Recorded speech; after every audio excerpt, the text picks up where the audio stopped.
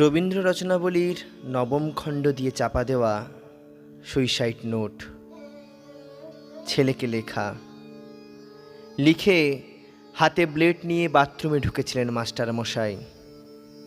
দুপুরবেলা কাজের লোক দরজার তলা দিয়ে রক্ত আসছে দেখে চিৎকার করে ওঠে। ছেলেকে লেখা এই তার প্রথম এবং শেষ চিঠি। অরণি, আমি বিশ্বাস করি সন্তান পবিত্র জলের মতো। যদিও তোমার সঙ্গে আমার সম্পর্ক ভালো নয়, তবু তোমাকেই লিখে রেখে যাই। গত 2 বছর তোমার মায়ের চিকিৎসা বাবদ আমার যৎসামান্য সঞ্চয় আপাতত নিঃশেষিত।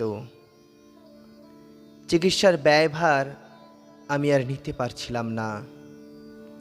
জীবনে তোমার টাকা ছুঁইনি, মরেও ছোব না। আমি আজীবন ছাত্র পড়িয়েছি, জ্ঞান তো কোনো অন্যায় করিনি। গত মাসে আমার স্কুলে এক অভিভাবক এসে ঝুলোঝুলি করেন তার ছেলেকে নেবার জন্য। আমি প্রথম দিন ফিরিয়ে দেই, দ্বিতীয় দিন ফিরিয়ে দেই, তৃতীয় দিন পারিনি। তিনি আমাকে একটা বড় খামে 30,000 টাকা দিয়ে চলে যান। সেই টাকায় এই মাসে তোমার মায়ের চিকিৎসা চলছে। জানি না তিনি বাড়ি ফিরবেন কিনা কোনো দিন। ফিরলে বলো, পৃথিবীতে আমার বেঁচে থাকার অধিকার চলে গেছে। ইতি, বাবা। যখন সারাটা দেশ দাঁড়িয়ে আছে টাকার উপর, তখন রবীন্দ্র রচনাবলী দিয়ে চাপা দেওয়া একটা সুইসাইড নোট।